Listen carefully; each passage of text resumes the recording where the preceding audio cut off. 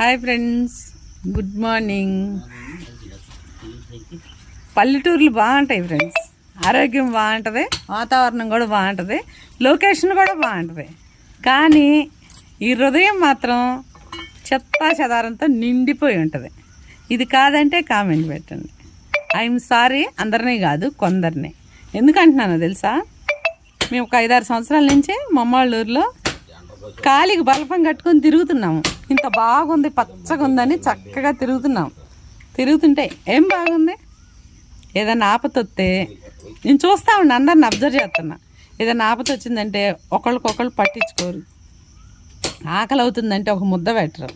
ఎవరన్నా పచ్చగా బతుకుతుంటే వీళ్ళ చేను బాగుందనుకో, అంతెందుకు ఈ చేను బాగుందనుకో, ఈ పక్కన చేను బాగాలేదనుకో, ఆ చేను ఎట్లా పచ్చగుందో నాది ఎట్లా బాగాలేదని కసాపిసా తొక్కేసేస్తారు.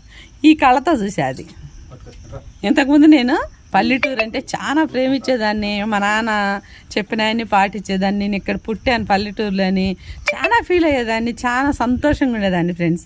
ఈ 5-6 సంవత్సరాల నుంచి కొంతమంది పనులు చూసి, కొంతమంది మనసుల్లో ఎంత కుళ్ళు కుతంత్రం ఉందో చూసి నేను చాలా ఫీల్ అవుతున్నా. దేవుడు మనకి మంచి గాలి, వాతావరణం, మంచి నీరు, వండుకు తినడానికి చాలా ఐటమ్ ఇచ్చాడు. మంచి పంటలను ఇస్తున్నాడు. పాలు విండుకొని తాగటానికి ఆవులు, గేదెలు, కోసు తినడానికి మేకల్ని, కోళ్ళని అన్నీ ఇస్తున్నాడు ఫ్రెండ్స్. కానీ మన మనసు మాత్రం ఎప్పుడూ మారదు తెలుసా? మారదు. ఎవరన్నా పచ్చగా ఉంటున్నారు, ఎవరన్నా శుభ్రంగా ఉన్నారు, హ్యాపీగా ఉన్నారంటే అసలు మనం తట్టుకోలేక ఏమేమో చేస్తామే. కానీ ఎవరైతే తట్టుకోలేకుండా ఇది చేస్తున్నారు కదా, అది మొత్తం తిరిగి మళ్ళీ వాళ్ళకే వచ్చింది. 10 మంది చుట్టుపక్కల పచ్చగుంటేనే మనము పచ్చగుంటాం. మనం ఒక్కళ్ళమే పచ్చగుండి చుట్టూ ఎండిపోవాలంటే అది అసంభవం. అసలు ఏ దేవుళ్ళు, ఏ దేవతలు తలుచుకున్నా కానీ ఆ పని ఎప్పుడు జరగదు ఫ్రెండ్స్. ఇది మీకు తెలుసు, నాకు తెలుసు.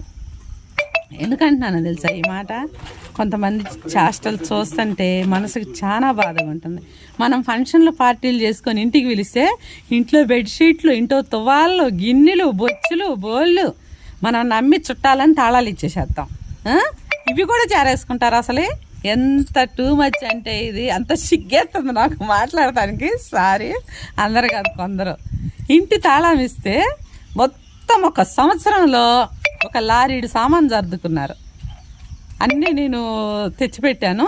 సారీ, చెప్పకూడదు కదా, పర్సనల్ విషయాలు అంటారు కదా, గబగబా వచ్చేస్తున్నాయి ఫ్రెండ్స్. ఏందో నాకు అర్థం కాదు, దొల్లుకుంటా ఇంట్లో సామాన్ దొంగతనం చేస్తారు ఎవరన్నా.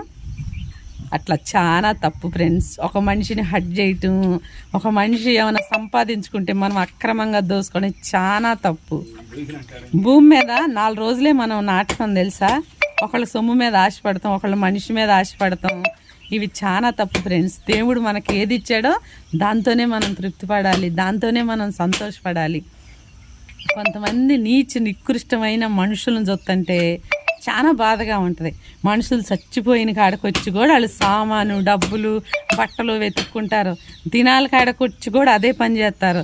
ఏమంటారు, సంవత్సరాలు చేస్తాం కదా, ఆడకొచ్చి కూడా ఏముండియా, ఏందా తవుడుకొని వెళ్ళిపోదాం దొంగతనం.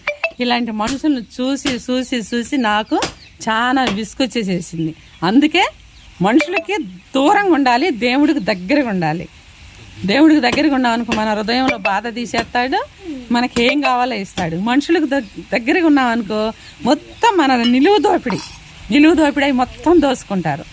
వాళ్ళకి పెళ్ళిళ్ళు చేసినా, వాళ్ళ పిల్లలకి డెలివరీలు చేసినా, పెంచినా, కుటుంబం మొత్తాన్ని సాకినా, పనులు పెట్టించినా, మనం సర్వస్వం ఇచ్చేసేసినా, మనసులో ఎంత ప్రేమ చూపించినా అదేమీ పనికిరాదు కొంతమందికి. ఇది నిజం ఫ్రెండ్స్. ఏమనుకోకండి ఇలా మాట్లాడుతున్నానని. నేను నవ్వుకుంటా మాట్లాడుతున్నాను కానీ మనసులో చాలా బాధ ఉంది. ఎవరికి చెప్పినా తీరదు. నేనైతే దేవుడితోనే మాట్లాడతా ఎక్కువ శాతం. నాకు కృష్ణయ్య ఉన్నాడు, నేను అన్ని కృష్ణయ్యకి చెప్పుకుంటా, అమ్మవారికి చెప్పుకుంటా. కానీ ఇలాంటి మనుషులు మారకపోతే దేవుడు శిక్ష చేశాడు అనుకో, జాగ్రత్త చెప్తున్నా. మీరు అసలే తిరిగి చూసుకుంటానికి కూడా మీకు అవకాశం ఉండదు. ఒకళ్ళ పనిముట్టుని కానీ, ఒకళ్ళ బట్టలు కానీ, ఒకళ్ళ డబ్బులు కానీ వాళ్ళకి తెలియకుండా ముట్టుకోవటం చాలా తప్పు. ఓకే, ఇది ఎందుకు మాట్లాడానో, ఎవరి గురించి మాట్లాడానో అందరికీ తెలుసు. అందరు ఏమనుకోవద్దు, కొందరి గురించే. Bye, see you.